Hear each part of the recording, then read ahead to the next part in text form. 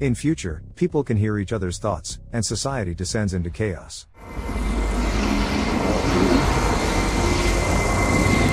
One day, Todd is walking his dog, Manchi, through the woods, communicating with her through the noise, which forms an unusual cloud above his head. Suddenly, preacher Aaron rides out of the forest on horseback. Todd is far from happy to see him and tries to suppress his noise to keep Aaron from hearing his thoughts. But Todd can't shake the thought that preachers are unnecessary now since no one goes to church anymore. Aaron, hearing his noise, turns around and strikes Todd across the face. Aaron claims he knows everything about Todd, that he's an orphan and as weak as a woman. Todd mentally replies that he's never seen a woman, revealing that no women survive the colonization of New World, and only men remain. The preacher leaves, and Todd, with Manchi, heads back to his hometown, Prentisstown. There, he's met by Davy, an arrogant acquaintance with whom he often clashes. Todd is ready to fight, but they are interrupted by the town's mayor, David Prentice, Davy's father. Todd struggles to hide his noise, but Prentice praises him and holds him up as an example for his son. Later, Todd returns to the farm where he lives with his adopted fathers, Ben Moore and Killian Boyd. At dinner, Todd mentally complains about having to eat nothing but beets, but his fathers pretend not to hear. They ask about his day, but Todd isn't eager to share. However, Prentice's praise lingers in his thoughts. Instead of congratulating him, his fathers remind him that the mayor is not his friend. Todd mentally responds that, unlike his fathers, Prentice sees him as a man.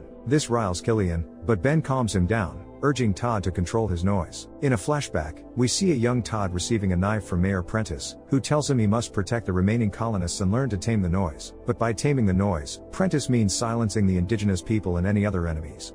Here, men must kill.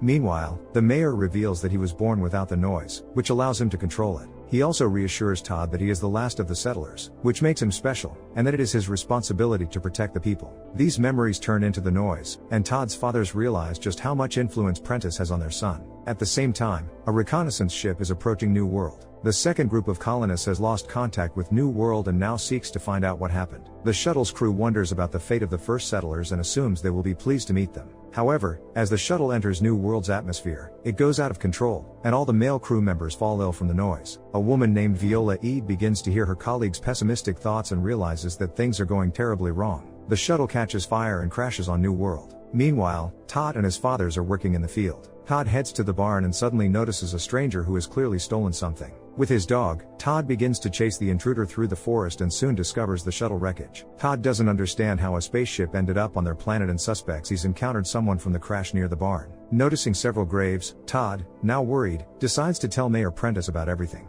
On his way to the mayor's house, Todd's thoughts about the spaceship are heard by all the local men, despite his efforts to hide them. What are you babbling about?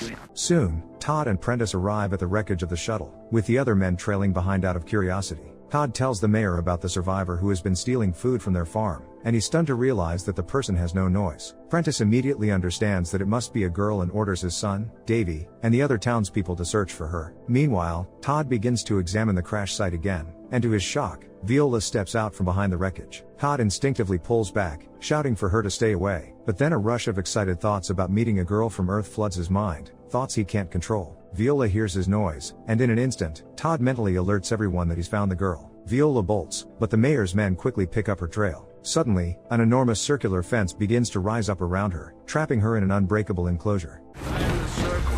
The circle is me.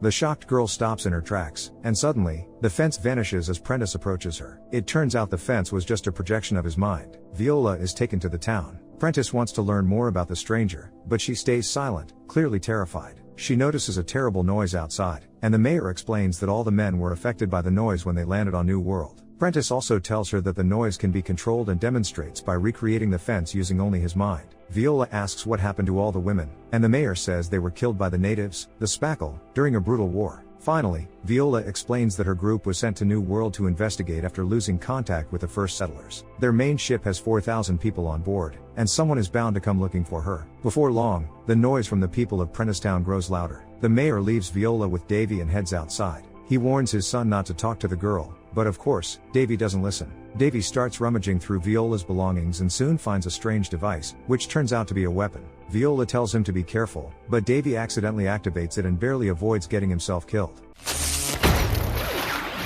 The terrified townspeople have no idea what's happening, and Viola takes advantage of the chaos to escape. The men immediately start searching for her again, while the mayor meets with the preacher. Hiding beneath the floorboards, Viola overhears Prentice discussing his plan to seize her ship and kill everyone on board while they're still in cryosleep. The preacher believes Viola is an angel who must be sacrificed, but the mayor insists she's just a defenseless girl they can easily get rid of. Meanwhile, Todd takes Viola's belongings and heads home. Soon, he discovers the frightened girl hiding in his barn. He decides to help her and keep her hidden, but to do that, he needs to learn how to control the noise, fast. Stepping outside, he runs into his adoptive fathers, who immediately sense he's hiding something. Not long after, one of Prentice's men shows up, asking if they've seen the girl who landed nearby. Todd manages to block his thoughts just in time, and the man has no choice but to leave. However, his fathers quickly figure out Viola is in the barn. Todd begs Ben and Killian not to turn her in, but Killian points out that Prentice will find her eventually. Ben, however, tells Todd that if he really wants to help Viola, they need to leave Prentice Town and make their way to a safer settlement, Far Branch. Killian doesn't like the idea, since no one who's left their town has ever returned, but Ben sees no other way. Before saying goodbye, Ben warns Todd to stay close to Viola at all times and never tell anyone he's from Prentice Town. Todd doesn't understand why, but Ben refuses to explain.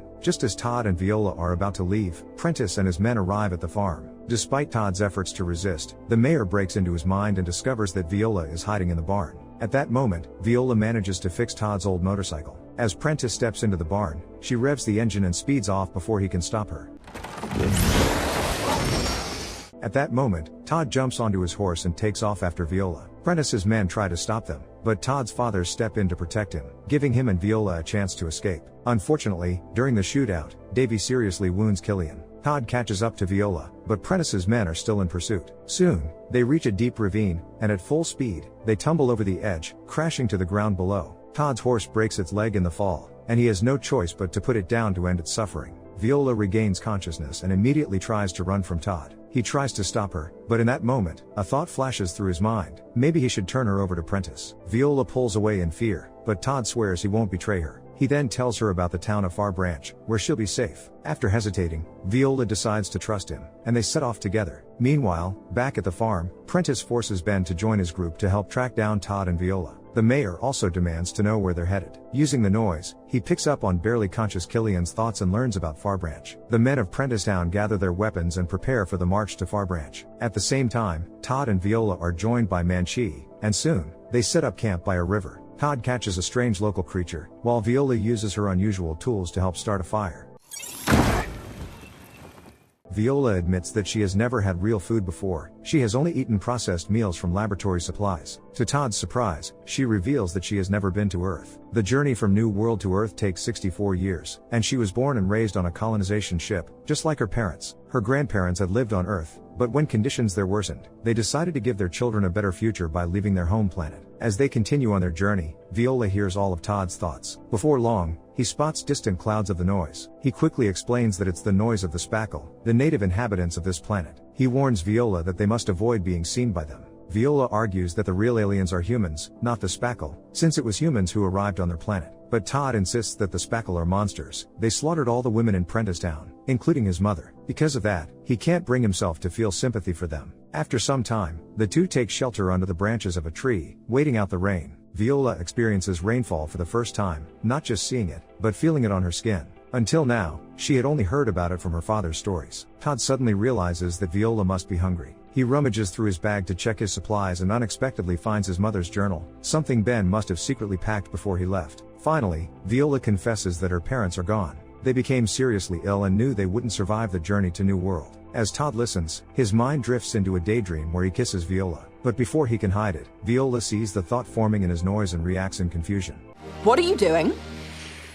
The next day, Todd and Viola continue their journey and unexpectedly stumble upon a spackle village. One of the natives grabs Todd, and in an instant, he lunges at the creature with his knife. Viola, convinced that the alien means no harm, begs Todd to stop. After a moment of hesitation, Todd reluctantly lets go of the spackle, and it immediately retreats into the forest. Todd has spent his entire life believing that the spackle must be eliminated. They are the enemy. He regrets not avenging his mother when he had the chance. Viola insists that he shouldn't blindly believe everything Prentice has told him. But Todd isn't ready to reconsider his beliefs just yet. After some time, they finally reach Far Branch. To Todd's shock, the settlement isn't like Prentice Town. It's not just men. Women and children live here too, tending to their farms in peace. The townspeople regard the newcomers with suspicion and report their arrival to the mayor. To Todd's utter surprise, the town is led by a black woman named Matilda. She asks where they came from, and Todd desperately tries to suppress his noise to keep their origins a secret. But, unaware of the danger, Viola openly says they are from Prentice Town. At once, the atmosphere changes, fear and anger flash across the faces of the Far Branch residents. A man named Matthew threatens to hang Todd on the spot, but Matilda steps in, reminding everyone that even Matthew himself once came to Far Branch from Prentice Town.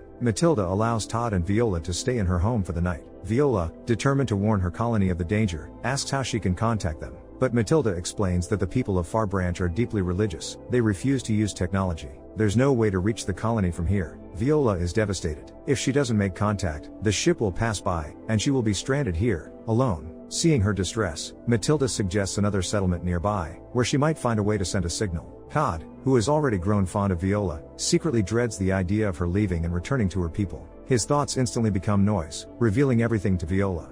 Sorry, I didn't mean to think that.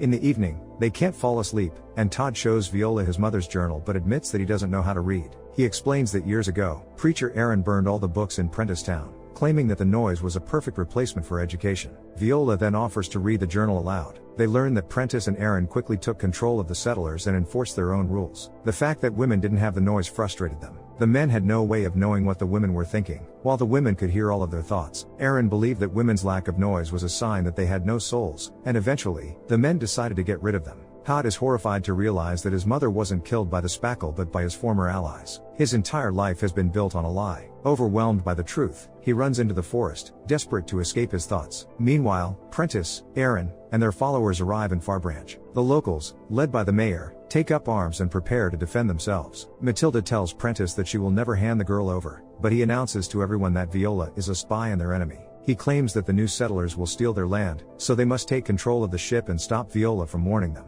Prentice offers anyone in Far Branch the chance to join him and fight off the invaders together. Matthew shouts that Prentice is lying, only to be killed on the spot.